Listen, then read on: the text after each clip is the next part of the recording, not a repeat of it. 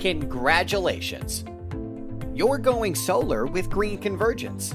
Soon, you'll be powering your house with clean, renewable energy while saving money and the planet. Over the next 60 to 90 days, Green Convergence will work hard behind the scenes to prepare your system for installation. There are a few things you can do to help keep the process moving and get installed as quickly as possible. First, your sales consultant will schedule a site audit at your home.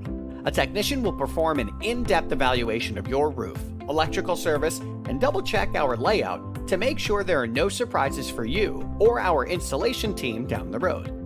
Please help get this scheduled as soon as possible. You will also receive many items by email for approval during the planning phase.